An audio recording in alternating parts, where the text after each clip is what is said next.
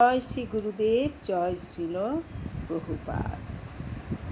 গৌরহরি হাঁটতে শুরু করার পর তিনি অন্যান্য শিশুদের সঙ্গে মিলিত হয়ে বিবিধ খেলা খেলতে লাগলেন। একদিন শচী মাতা খই সন্দেশ এনে নিমাইকে খেতে দিলেন। নিমাই সেই খই সন্দেশ না খেয়ে মাটি খেতে লাগলো। তা দেখে শচীমাতা হায় হায় করতে লাগলো এবং বলল, মাটি কেড়ে নিয়ে বলল, তুমি এ কী করছো? মাটি খাচ্ছ? কাঁদিয়া তখন বলেন, শিশু কেন করো রোষ? তুমি মাটি খাইতে দিলে মোর কিবা দোষ? কাঁদতে কাঁদতে শিশু নিমাই তার মাকে জিজ্ঞাসা করলেন, মা, তুমি কেন আমার উপর রাগ করছো? তুমিই তো আমাকে মাটি খেতে দিলে, তাতে আমার কি দোষ? খই সন্দেশ অন্ন যতেক মাটির বিকার, এহ মাটি সেহ মাটি কি ভেদ বিচার। খই সন্দেশ অথবা যে কোনো খাদ্যদ্রব্যই তো মাটির বিকার।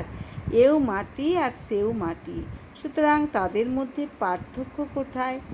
মাটি দেহ মাটি ভক্ষ দেখো বিচারি, অবিচারে দেহ দোষ কি বলিতে পারি।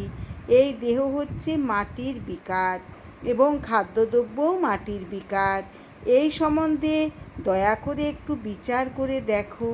কোনো রকম বিচার না করেই তুমি আমাকে দোষ দিচ্ছ, সুতরাং আমি আর কি বলতে পারি। এইভাবে ছোট্ট নিমাই শচীমাতাকে তত্ত্বকথা শোনালেন। অন্তরে বিস্মিত শচী বলিল তাহারে, মাটি খাইতে জ্ঞান যোগ কে শিখালো তোরে।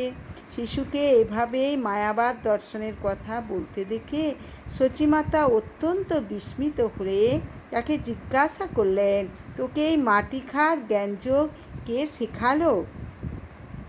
মাটির বিকার অন্ন খাইলে দেহ পুষ্টি হয়, মাটি খাইলে রোগ হয় দেহ যায় ক্ষয়। শিশু দার্শনিকের মায়াবাদ সম্বন্ধে ধারণার কথা শুনে শচীমাতা উত্তর দিলেন, মাটির বিকার অন্ন খেয়ে আমাদের দেহ পুষ্ট হয়, কিন্তু মাটি খেলে দেহে পুষ্ট হওয়ার পরিবর্তে শুধু রোগগ্রস্তই হয় এবং তার ফলে দেহ ক্ষয় হয়ে যায়। মাটির বিকার ঘটে পানি ভরি আনি, মাটি পিণ্ডে ধরি যবে শশী যায় পানি। মাটির বিকার ঘটে আমরা জল ভরে আনি, কিন্তু মাটির পিণ্ডে যদি জল ঢালা হয় তাহলে তা জল শুষে নেয় এবং তার ফলে আমাদের পরিশ্রম ব্যর্থ হয়। হরে কৃষ্ণ। প্রকৃতপক্ষে মাটি থেকে গাছ জন্মায় এবং সেই গাছের কাঠ থেকে আগুন ও ধোঁয়া পাওয়া যায়, তবু আগুন থেকেই তাপ পাওয়া যায়, মাটি কাঠ অথবা ধোঁয়া থেকে নয়। সুতরাং জীবনের উদ্দেশ্য সম্বন্ধে চরম উপলব্ধির জন্য আমরা চেতন আত্মার সম্পর্ক খুঁজি, শুষ্ক কাঠ অথবা জড় মৃত্তিকার নয়। আত্ম লুকাইতে প্রভু বলিলা তাহারে, আগে কেন ইহা মাতা না শিখালে মোরে।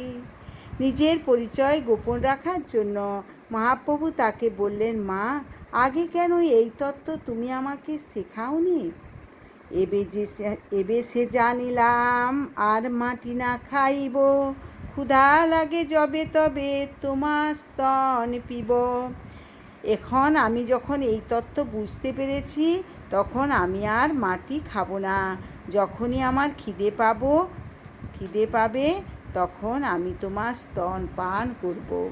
এত বলি জননীর কোলেতে চড়িয়া, স্তন পান করে প্রভু ঈষৎ হাসিয়া। সেই কথা বলে মহাপ্রভু তার মায়ের কোলে চড়ে ঈষৎ হেসে তার স্তন পান করতে লাগলেন। এই মতে নানা ছলে ঐশ্বর্য দেখায়, বাল্যভাব প্রকটিয়া পশ্চাৎ লুকায়। এভাবেই নানা ছলে শ্রী ভগবান বাল্যলীলায় তার ঐশ্বর্য প্রকাশ করেছিলেন এবং এই প্রকার ঐশ্বর্য প্রদর্শন করার পর তিনি তার স্বরূপ লুকিয়েছিলেন। হরে কৃষ্ণ কৃষ্ণ কৃষ্ণ হরে হরে, হরে রাম রাম রাম হরে হরে। আপনারা চ্যানেলটিকে সাবস্ক্রাইব করবেন, লাইক করবেন, বেশি বেশি করে শেয়ার করবেন। হরে কৃষ্ণ।